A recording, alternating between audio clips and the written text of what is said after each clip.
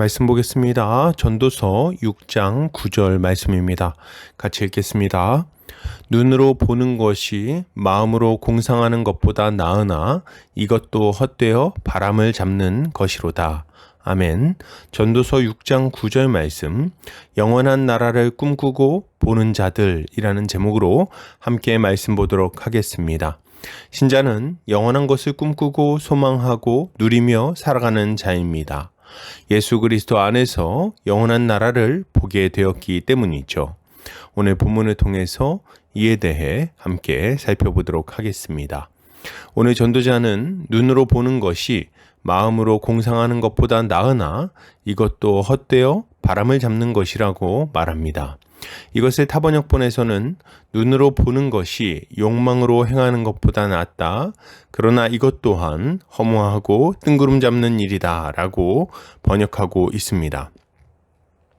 본문은 눈으로 보는 것과 마음으로 공상하는 것을 대조하면서 눈으로 보는 것이 헛되다는 것을 강조하고 있습니다. 이것은 사람이 마음으로 원하던 것을 얻는다 해도 결국 허무할 수밖에 없다는 것을 교훈하는 동시에 우리 마음의 만족은 결국 예수 그리스도로 말미암아 주어진다는 것을 잘 교훈하는 말씀이라고 할 수 있겠습니다. 본문은 눈으로 보는 것이 마음으로 공상하는 것보다 낫다고 말합니다. 이게 무슨 말일까요? 1차적으로 이것은 눈으로 보는 것을 통해 만족을 얻는 것에 대한 이야기라고 할 수 있습니다. 우리는 때로 우리가 가보지 못한 곳을 떠올리면서 그 도시나 나라를 동경하곤 합니다. 눈이 쌓인 스위스의 풍경이나 하와이의 빛나는 해변을 상상하면서 즐거워하죠. 혹은 뉴욕의 번화가를 떠올린다든지 도쿄의 밤거리를 떠올릴 수도 있을 것입니다. 그러나 이렇게 마음으로 공상하는 것은 얼마나 허무한 일입니까? 아무리 상상해봤자 실제 그곳에 가서 보는 것과는 비교할 수 없을 것입니다. 맞습니다. 실제로 보는 것은 상상하는 것과는 비교할 수 없는 기쁨과 즐거움을 가져다 줍니다. 차가운 눈언덕을 헤치면서 스키를 타는 것과 시원한 해변에서 파도의 너울거림을 온몸으로 느끼는 것은 공상으로는 얻을 수 없는 즐거움이죠. 싱싱한 해산물로 만든 초밥을 맛보고 대도시의 소음 속을 지나는 것은 상상으로는 얻을 수 없는 자극입니다. 마음으로 아무리 좋은 것을 떠올린다 해도 실제 눈으로 보는 것과는 비교할 수조차 없다는 것이죠. 이게 다가 아닙니다. 우리가 눈으로 보는 것은 어떤 풍경을 보는 것만을 말하는 것이 아닙니다. 우리는 마음에 원하던 것이 이루어졌을 때 그것을 눈으로 본다고 말합니다. 간절히 들어가고 싶던 직장에 들어갔을 때 혹은 사랑하는 사람과 결혼식장에 들어갈 때 우리는 마음에 원하던 것을 눈으로 보게 되죠. 우리가 꿈꾸던 세상을 드디어 보게 되는 것입니다. 그런 의미에서 눈으로 보는 것이 마음으로 공상하는 것보다 낫다는 말은 우리가 마음속으로 꿈꾸고 바라며 즐거워하는 것보다 실제로 그것을 이루고 성취하고 누리는 것이 더 낫다는 말이라고 할 수 있는 것입니다. 그런데 문제는 뭡니까? 전도자는 이러한 성취와 누림이 헛되고 허무한 것이라고 말한다는 것입니다.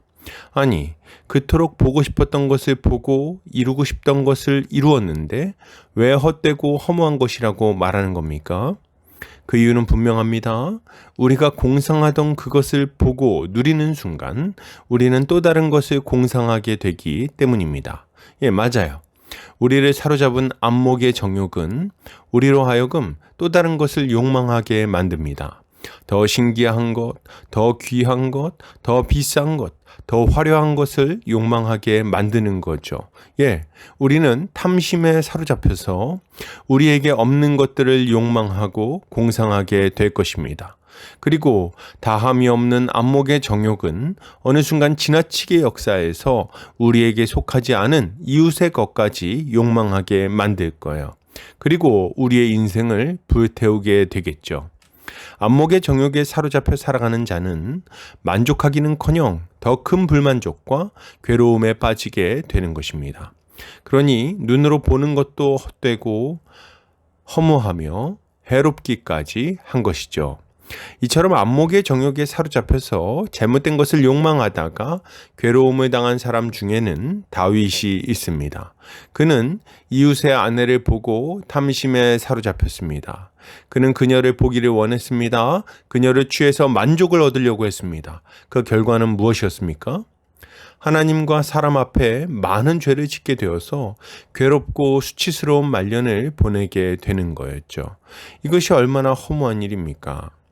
그러면 뭡니까? 어차피 마음으로 공상하는 것이나 눈으로 보는 것이나 똑같이 허무한 것이니까 우리는 아무것도 꿈꾸지 않고 행하지도 않아야 됩니까? 아니요, 그렇지는 않습니다.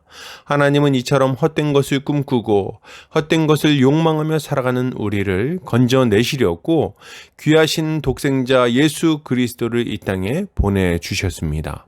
주님은 헛된 것을 꿈꾸며 살아가는 자들을 깨우치시고 하나님의 나라를 꿈꾸고 구해야 한다고 알려주셨습니다. 주님은 말씀만 하신 것이 아니라 천국이 이 땅에 이미 임했다는 것을 놀라운 이적과 기사를 통해서 보여주기도 하셨죠. 그리고 우리가 그 나라를 꿈꾸고 맛보고 경험할 수 있도록 우리를 위해서 십자가를 지셨습니다. 이러한 주님의 사역을 통해 우리는 거듭나게 되었고 교회가 되어 하나님 나라를 꿈꾸고 맛보며 살아가게 된 것입니다.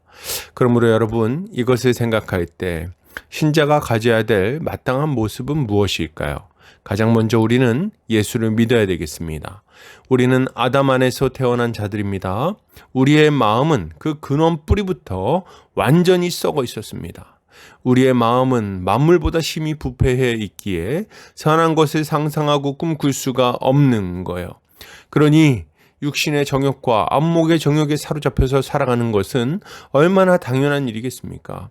이것을 바꾸기 위해서는 예수를 믿어야 됩니다. 예수를 믿으면 우리는 성령으로 거듭나게 될 것입니다. 우리의 마음은 새로워질 거예요. 그리고 하나님의 나라를 꿈꾸고 그것을 소망하며 살아가게 될 것입니다. 그리고 그리스도 안에서 그것을 맛보고 누리고 목격하며 살아가게 되겠지요. 그러니 우리는 가장 먼저 예수를 믿어야 하는 것입니다. 또한 이미 예수를 믿었다면 우리는 이전처럼 헛된 것을 꿈꾸고 소망하지 않아야 되겠습니다. 성공을 꿈꾸고 잘 먹고 잘 사는 것을 소망하지 않아야 됩니다. 부자가 되어서 더 많은 쾌락에 탐닉하는 것을 꿈꾸지 않아야 된다는 거예요. 이런 것은 허무한 겁니다. 우리가 꿈꿔야 될 것은 이런 제한적인 것들, 한시적인 것들이 아니라 영원한 것들입니다. 우리는 주님이 세우신 교회 안에서 날마다 그 영원한 하나님 나라를 목도하고 맛보고 누리며 살아가야 합니다. 그리고 장차 임할 완전한 나라를 꿈꿔야 되겠지요. 신자는 이것을 위해서 날마다 하나님 나라가 임하기를 위해 기도하고 애쓰며 살아가야 하는 것입니다. 이것이야말로 신자가 가져야 될 마땅한 모습일 것입니다. 결론을 드립니다. 여러분, 예수를 믿읍시다. 허무한 것을 꿈꾸고 소망할 것이 아니라 영원한 하나님 나라를 꿈꾸고 소망합시다. 그리고 교회 안에서 그것을 맛보고 목격하고 누립시다. 오늘 하루도 주님의 지혜로 승리하는 성도님들 되시기를 주의 이름으로 축복합니다.